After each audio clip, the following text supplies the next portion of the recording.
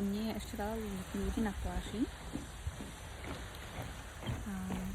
Všetci zatiaľ takto športujú u nás na promenáde. Chcela by som nahrať kratučké video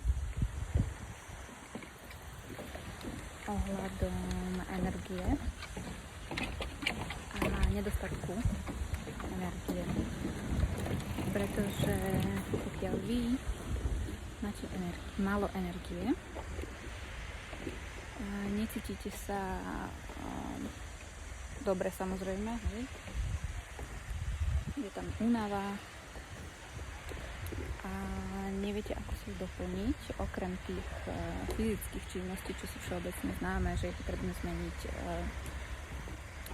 životosprávu, stravovanie, spánkový režim a podobne. Tak sú aj určité veci, ktoré sú vo vašej mysli a na hlbšej úrovni podvedomí a pohlcujú dosť veľa energie. Treba sa na to zamerať, pretože vy, pokiaľ nežijete sami a máte niekoho v domácnosti, tak potom ste ako taký energetický upír a vyžadujete si tú energiu, čerpate ju od iných, čo znamená, že tí ľudia to určite cítia nejakým spôsobom a môžu sa narušať vzťahy, dochádza k manipuláciám a podobným veciam. No a ako si ju vrátiť okrem tých klasických fyzických činností, ktoré vieme urobiť pre návrat energie, tak je veľmi dôležité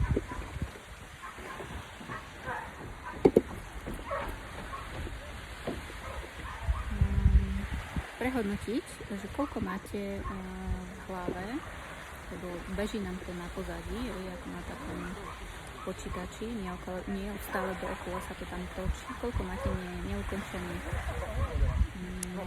činností, sľubov, nedodržaných sľubov, niečo si niekomu sľúbili, či už v práci, alebo svojim kamarátom, alebo svojim blízkym, rodičom, deťom a neurobili ste to. Stále to beží v hlave, točí sa to dookola, kým to nebude dokončené. Sľúbili ste si napríklad aj sebe, že začnete športovať. Že od zajtra budem behávať, budem bicyklovať, alebo budem plávať, alebo budem chodiť do fitka. Dobre, tak pôjdete raz, pôjdete dvakrát a potom jednoducho sa na to, povedzme, vykašlete a ste unavení a nemáte tú disciplínu, nedodržujete to, čo ste si slúbili, čo ste si predsavzali. Neustále to beží na pozadí, ako som spomínala. Máte pocity, máte nejaké výčitky, možno si to neuvedomujete, ale tým, že ste to nesplnili, určite tie výčitky máte. Všetko toto požiera veľmi veľa energie, pretože náš mozog je síce váhovo, zaberá veľmi malú čiastku z celého nášho tela, ale spotrebuje až 20% našej energie. 20% z celého tela ide do mozgu. Takže tým, že neustále sú tam nejaké procesy na pozadí, tak tá vaša energia uniká aj tam. Čo je dobré urobiť, pokiaľ si chcete tú energiu prinavrátiť, tak si spíšte všetky veci, urobte si zoznam, napíšte si, čo ste komu slúbili, nespravili, čo ste sebe slúbili, čo ste si naplánovali, čo ste chceli urobiť, čo ste začali, nedokončili, pretože vy ako náhle máte nápad, myšlienku, nejakú ideu, že teraz chcem robiť toto, alebo od zajtra budem sa venovať niečomu, príde vám veľa energie presne konkrétne na túto činnosť. a vy ju vôbec nezačnete, alebo ju začnete a nedokončíte.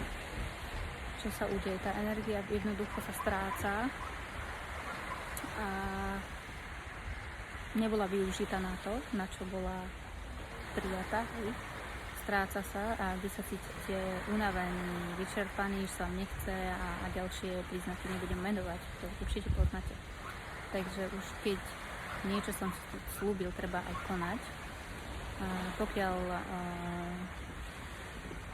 sa to nedá, napíšte si to všetko do zoznamu. Tie veci, ktoré sa dajú dokončiť, urobte tak, nemusíte tlačiť na sebe, nemusíte všetko v jeden deň, tak aby vám to vychádzalo časovo.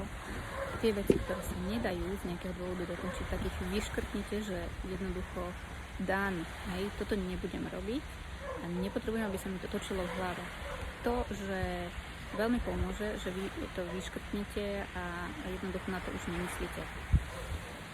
Takže sa vám uvoľní ten priestor v hlave a nebude to požierať vašu energiu. Ďalšia vec, ako si treba urobiť poriadok v hlave, takisto si treba urobiť poriadok aj v domácnosti, vo svojom okolí, zbytočne nevypnúť na nejakých starých nepotrebných veciach, ktoré vám už neprinášajú radosť, ktoré už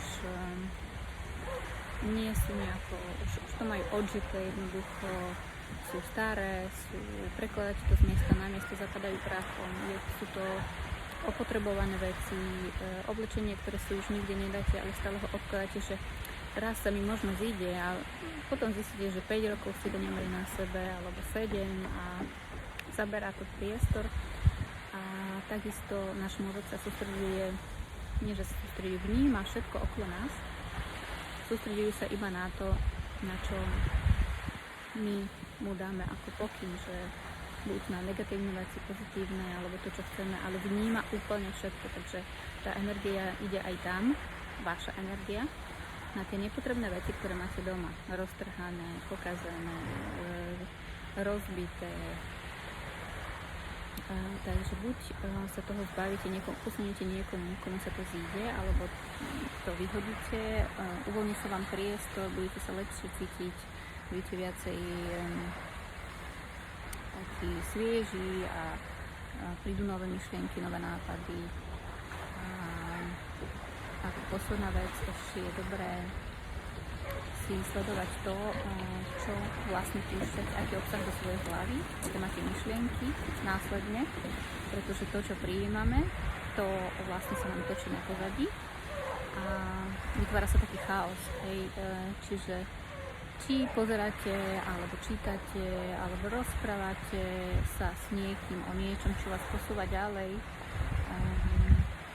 k tomu vášmu cieľu, alebo nejakým spôsobom to vylepšuje to váš život, alebo sa sústredí na to, čo chcete dosiahnuť, alebo naopak vás to brzdí, pretože robí to chaos v hlave, sú to nepotrebné informácie, ktoré vy neviete zmeniť, tie udalosti, ktoré sa udiali a dookola rozoberáte nejaké negatívne veci, nejaké životy iných ľudí, ohovárate, prípadne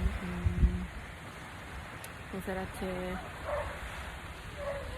katastrofické filmy, jednoducho všetko to, čo do seba púšťame, zostáva v našom mozgu a ten mozog to vníma, nepoviem rovno ako realitu, ale jemu je jedno, že či to je niečo, čo vy chcete, alebo niečo, čo vy jednoducho všetku tú celú informáciu, ktorú mozog vníma, hodnotí rovnako. Takže či ste poviem napríklad meditovali, rozmýšľali pozitívne, nastavovali ste si svoju myseľ na niečo, alebo ste pozerali nejaký sci-fi film, ktorý mal katastrofický koniec a jednoducho ten mozog to vníma úplne rovnako. To však znamená, že kam sa vy sústredíte, tam ide aj vaša pozornosť a treba si na to dávať pozor. Budem sa opakovať, aké informácie si dávate ako výživu vášmu mozgu. Takže skúste aspoň niečo z toho, najlepšie všetky 3 veci, ktoré som vymenovala a dúfam, že vám to pomôže. Ahojte.